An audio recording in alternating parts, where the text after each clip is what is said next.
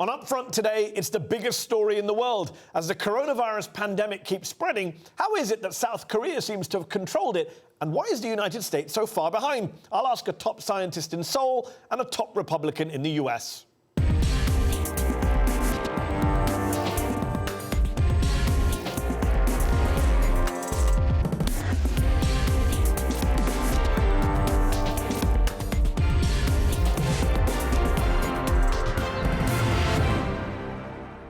South Korea has more than 8,000 cases of the coronavirus, but so far, remarkably, they've managed to avoid the staggering death tolls we've seen elsewhere in the world from COVID-19, the disease caused by the virus. How did they do it, and should other countries follow their lead? Joining me now to discuss this is Dr. Jerome Kim, a leading American physician and research scientist based in the South Korean capital of Seoul, where he's Director General of the International Vaccine Institute. Jerome Kim, thank you for joining me on UpFront. As the coronavirus throws the entire world into unprecedented chaos, South Korea has been hailed as a success story, as a model even for the rest of the world. Is that a fair description in your view? So I think that every country will have its own approach. You know, the Chinese exerted pretty draconian government control over movement of people, but then did the same thing that the Koreans are doing. They practiced social distancing. They aggressively pursued a test, treat, isolate, and policy. They tracked people down if they could find them. They closed schools, and all of these things are things that the Koreans did. The Korean government never shut down restaurants, for instance, and that, you know, I think is kind of interesting. It's never walled off a city. And again, when the Koreans heard that they should stay at home and practice social distancing, people by and large did. So what specifically is it that South Korea has done that has helped keep the death toll much lower than other countries in similar positions? So one of the things is that they opened up testing centers that people could drive in and go through. They made it all free. And, you know, once they identified people, they put them into quarantine. And that ability to identify people who might be infected, to isolate them, was probably very important and more difficult to do in settings like in Italy, where it looks like there was a lot more spread that was not noticed. Or in the United States, for instance, in the nursing home in Seattle, where you had to see a lot of deaths before you realized that there was actually something going on in the community. You mentioned the importance of testing in South Korea. You mentioned the United States, where you're from. How is it that South Korea has been testing something like 20,000 people per day? I think there's been 5,000 tests per million people in a country of just over 50 million people. In the US, it's 100 tests per million up until very recently. Why is it that South Korea, a country that doesn't have the wealth, or many would argue the technology of the United States of America, has been able to get tests out of the door so quickly, working tests, drive-throughs, and the US and other countries haven't been able to do that? Why? So I think part of it is preparedness, right? The other thing is that South Korea's biotechnology industry is very robust. It's very active. There are lots of companies, small companies that are often spin-offs of universities, where the people who are in charge are scientists. And they found, you know, the Chinese published the sequence of the coronavirus. These companies looked at it and they rapidly developed tests. But the difference between a university lab and a company is that the company can manufacture things. And the government was then prepared to examine those kits and approve them if they were good kits. The same way that for vaccine development, you know, CEPI, the Coalition for Epidemic Preparedness, had identified organizations that could respond quickly with vaccine development. So again, this is a part of knowing what's there and having people who understand how to develop kits. I mean, these molecular diagnostics are pretty sensitive and specific if you know what you're doing. Realistically, you mentioned vaccines. How soon is it going to be? How soon is it going to be until we see an actual working, effective vaccine? Obviously, there's a lot of red tape involved, rightly involved in testing a vaccine before you put it out to the general public. But online right now, you see a lot of people making all sorts of claims about how near or far we are away from a vaccine. You run the International Vaccine Institute. What kind of timeline are we talking about? So Anthony Fauci, who's very well known and very well respected, said, we will know the answer of whether the vaccine works in 12 months. And depending on how the approvals process goes through the US FDA or through other regulatory agencies, then with expedited review of the data on both whether the vaccine works and, very importantly, if the vaccine is safe, approval could come within weeks. And assuming that the company has been scaling up manufacture during the time when the final tests were done, then a vaccine could come online very shortly after the approval. Most companies, like the big companies, when they're doing a vaccine or in the final phase of testing, are already developing the manufacturing facilities in order to have the vaccine once it's approved. So, with CEPI, it'll be a little different because CEPI is not a big company. It's a collaboration. You're saying 12 months to get it, check it works, and then a few weeks after that to get the approvals? 12 months to see that it works. Then, say several weeks to months to get the regulatory approvals. And assuming that the company has been scaling up manufacturing, then you could have vaccine, theoretically, I don't know, it's hard to say, 1 to 6 months later. So a year to 18 months is obviously still a very long time for people who are suffering from the illness. A lot more people are going to die in that time period. Let's talk about some of the measures that are being taken to try and contain the number of deaths. South Korea, you mentioned China took some draconian steps. South Korea has taken some extreme measures too that some people might say is a kind of, in a normal world is a violation of civil liberties or people's privacy. Since the outbreak, the country's been monitoring the movements of those people who've tested positive. They've been using information obtained from cell phone records, credit card receipts, other private data to let the general public know where people have been, where there have been outbreaks, down to, I think, which seats people have sat in movie theaters. Is that the kind of sacrifices that a free society has to make in order to fight this pandemic? So I think every country will have a different balance of the need for privacy and the need for public safety. And we do this all the time, right? I mean, in this case, you have the health of a nation or the health of a city, and you have individual rights. And so, I think a lot of people don't mind because, they want to know where they might potentially have been exposed, particularly if they develop symptoms. The other very important thing is it helps the government to rapidly identify the outbreaks. And if controlling the virus, limiting its spread is felt by the government to be an overarching priority, you have to have laws in place that very carefully explain what the balance of privacy versus public safety is. And the Korean government actually had done that. As successful as South Korea has been in responding to this pandemic, we're also now seeing reports of new clusters of infections, including 129 that were linked to a call center in Seoul, a region that's home to 23 million people.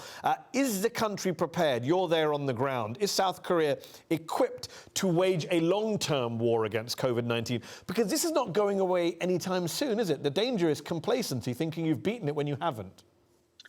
Right. And I think the thing that a lot of people have been emphasizing is that they may have won the first battle, but this is a war. And like a war, winning the first battle is important, but it's not the only thing. And really what the government's ultimate aim might be is to restore normality to life, the return to normalcy. And the only way to really achieve that is to use a vaccine. You'll have to be able to ensure that as people carry on their activities of daily living, that they're going to be protected. One last question before we finish. You're an American citizen. You were born and raised in the US. You're now working in Seoul. As an infectious disease specialist in a country that's had more cases of COVID-19 than any other country in East Asia bar China, where would you rather be right now? Where would you feel safer, South Korea or back here in the US? So actually, for me and for my family, I don't think it matters. We would follow as much as we could the policy of social distancing. We would follow good hand hygiene. We would protect ourselves and protect others. And I would counsel other people to do the same. But it must the make a Institute difference. Actually has also but it must make a difference to be living and working in a country where the government takes it seriously, as opposed to a country like the US, where some of your friends, former colleagues, Dr. Anthony Fauci and others, are having to work under a president who, until a few weeks ago, was calling this a hoax. Yeah, I think Dr. Fauci, Dr. Birx, Dr. Redfield, and I've actually worked for all of them, really are a good team. They know what they're doing. They're competent. They're directed. They will start issuing the kind of clear messaging that you need. I mean, as a country, you have to be decisive. Messages have to be clear. And there has to be an integrated response. And, the United States actually was considered by many to be better prepared for this than many countries. They're a little bit behind the 8 ball now, but I think that with the right team in place that they'll catch up. Dr. Jerome Kim, thank you for joining me on UpFront.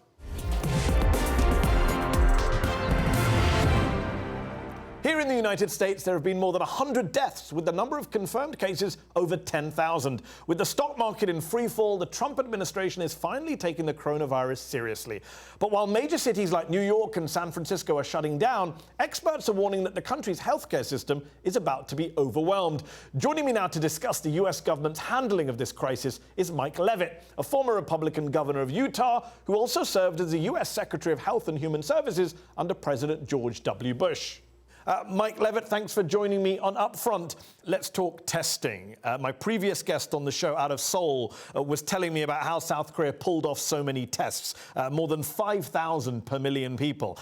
Here in the US, you have about 100 tests per million. By the end of February, the South Koreans were testing 10,000 people a day, while in the first week of March, the US had only tested about 1,500 people total. That's a scandal, isn't it? How can anyone explain that? How do you, as someone who's worked at the highest levels of government, when you see stats like that, how do you explain or justify that to people?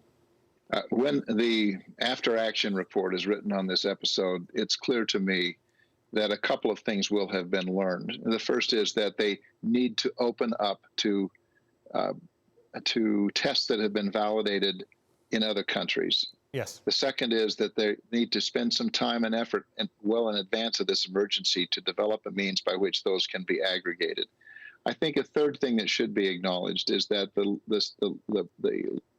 nature of the American demographic, meaning it's just spread out. There's 330 million people. It's a substantially bigger challenge, but it's going to be very clear that this will be seen as a weakness. I think that it is being overcome within the course of time, but it's cost us time, and I think there's no question that it has weakened our response. When you took over as the U.S. Secretary of Health and Human Services in 2005, you talked about how, quote, woefully underprepared the U.S. was for a major disease outbreak. You then drafted a plan, I believe, over the following year to deal with a potential flu pandemic.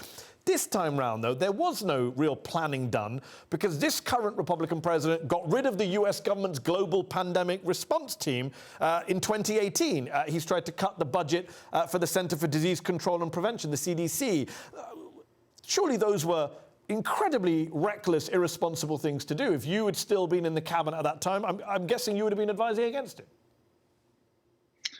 Well, the pandemic plan that I was deeply involved in leading was about a 3-year project, and candidly, it remains the underpinning of our national response plan. It was used in the Obama administration in dealing with the H1N1 yes. flu vaccine, and that was considered to be a success. The same plan exists now, and all of the same resources are there. I think that we may have on the testing part. I don't think we're going to find that as having been well executed. But getting rid of the global pandemic response team in the National Security Council just 2 years ago. Well, there's some dispute about actually what happened, and I'm not here to defend that one way or the other. What I do know is that the United States now is responding in a very robust way with the closing of businesses, with the closing of schools and universities, with a complete suspension of many of our sports leagues and no meetings. That's a quite remarkable response that I think we'll look back on and say there was a lot of American willingness to do so. Now, there will be parts of it that'll be criticized, and that's always the case. You're right to say it's been remarkable.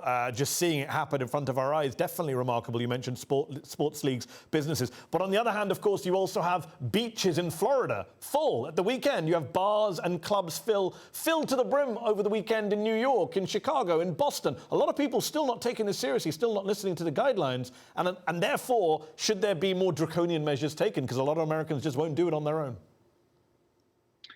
My guess is that that could happen in many cities to the degree that this isn't happening voluntarily, and to the degree that we begin to see the large, sharp spikes in a number of cases. I think we'll likely see additional measures taken to assure that there's compliance. You've also famously said in the past that, quote, anything said in advance of a pandemic seems alarmist. After a pandemic begins, anything one has said or done is inadequate.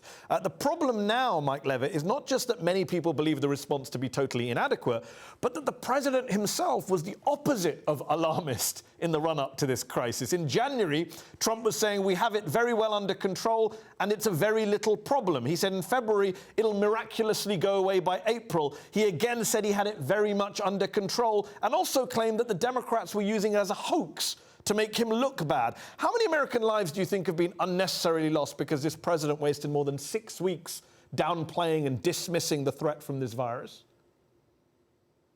Well, given what we know now, those statements are impossible to defend. However, I do think that what's important is what's happening now and in the next 4 weeks, not what happened before. What happened, happened. We now have to, as a people, rally to assure that we, in fact, respond. Now, as you pointed out, there have been about 100 deaths, and that's regrettable. 0 is what we would hope for, but that's not likely to be what will occur. And so we in the United States, like people all over the world, have got to respond. There are good examples around the world, and there are bad examples around the world, and we need to emulate the good ones and avoid the bad ones. You mentioned, there's been 100 cases and you wish it was 0. Trump said less than a month ago, you have 15 people, and the 15 within a couple of days is going to be close to 0. That's a pretty good job we've done. Of course, we now have close to 10,000 cases and more than 100 dead. You say it's, we should look forward, and I understand that point, but the importance of looking back is the only way you can move forward is if you can take the people with you. And a poll out this week shows only 40% of Republicans, 40% of people who vote for your party see the coronavirus today, this week, as a real threat compared to 76% of Democrats. Isn't that because of what's happened over the past few weeks? Doesn't there need to be some acknowledgement by the president that he got it wrong? And now he's saying, I always knew it was a pandemic. I'm giving myself a 10. But the reality is there are people in this country who don't think it's a threat precisely because the president told them for 6 weeks it wasn't a threat. Well, I can only speak for myself. I am a Republican, and I take this very seriously. And I think increasingly, as people become aware of what a serious circumstance this is, pandemics are a part of biologic history. They're part of the history of human history, and they reshape the economics. They reshape the sociology and the economics. So we're now moving into a new phase in this fight, and that's what it is. It's a battle between people and microbes, and we have to be aggressive in our fight, and I think it's clear that we're going to be seeing every American resource directed at this. You say, you mentioned you're a Republican governor, a Republican cabinet secretary. As a Republican who took this stuff seriously, as a Republican who right now in this interview clearly takes this stuff seriously, do you regret the behavior of your party in recent weeks? What I celebrate is that we are taking it seriously. I've been through many large-scale emergencies. I've been through terrorist events. I've been through major weather events. I've been through earthquakes. I've been through a lot of different types of crises. And what I've learned is that there's always a time when after the fact you can go back and say, what should we have done differently? But there is virtually no value today in looking back. We have to look forward, and we have to, as a country, build on the strength of the American will, which has been demonstrated by the fact that I'm working at home, and most people who will hear this from the United States will be working at home and staying at home. There's been a unified response. If you could have said 3 months ago, could you see Republicans and Democrats working together to create a set of legislation that would pass in a week, they would have thought that impossible. No, I understand that. And I appreciate that point. That's a valid point. But when you talk about people staying at home, you're 100% right. People are staying at home. But yet days ago, not weeks ago, not months ago, days ago, the governor of Oklahoma, Republican, California Republican Devin Nunes was saying, go out, go to the restaurants, go out. That's not history. That's happening right now. And people like yourself, shouldn't you be able to say, you know what, that's wrong. I know they're members of my party, but it's not helping the public health effort. Well, may I say, I don't think this is broken down strictly along partisan lines, and I'm clearly an example of that. And there are many others, many governors who have been saying from the very early on, we've got to act. And it makes really serves no practical purpose for that to occur today. We'll have an election in 6 months. I'm sure that'll be part of the discussion. But today, we need to talk about what we're doing to prepare and how it is we're going to, in fact, as a culture and as a society and as a world, this is not something that any one country suffers on its own. It's one that we're in together. If President Trump were to ring you up today and ask you for one piece of advice, something he's not doing that he should be doing, what would you say? What advice would you give him? I would just say you're following a well-grounded plan now. There is a pandemic plan, and follow the lead of the scientists who have experience with this. It doesn't mean that ultimately those who have been elected don't have to make the decisions. They do. But following the advice of public health officials who've studied this for years and who are grounding their decisions based in data and facts is the important thing. The United States has some treasures. Tony Fauci is a person I worked with for a long time. We're seeing a lot of him. It's because he's a seasoned, thoughtful, scientifically based leader who I think is doing a great job. There have been reports that President Trump tried to offer a German company large sums of money to get exclusive access to a vaccine for the coronavirus, only for use in the United States. Unsurprisingly, the Germans weren't happy. The German government are on record saying this vaccine's for the whole world, not for individual countries. Trying to buy vaccines only for your own country, to hell with the rest of the world, that's the behavior of a sociopath, is it not? Well, I don't have any evidence that, first of all, that it's true, and second of all, I know enough about having played this out a number of times about the economics and the sociology and the politics of vaccines on a global basis to know that when we get to the point of having a vaccine, there'll be a lot of these discussions, and it won't just involve the United States or any one leader. And as I say, I have no evidence that any of that is true to begin with. OK, and we've seen a growing list of celebrities, from the actor Tom Hanks to basketball stars from multiple NBA teams, that they've tested positive for COVID-19 in recent days. They got tested quickly and promptly. And many ordinary Americans look at that, especially healthcare workers, and they're saying, well, we're unable to get tested. Is that another reminder that in the US, especially when it comes to healthcare, there does seem to be one rule for the rich and powerful, one rule for everyone else? Mayor Bill de Blasio of New York came out this week and said it's not right that, rich sports stars are getting tested and, poorer nurses or healthcare workers are not. What's your feeling on all of that? Well, first, COVID-19 is no respecter of persons.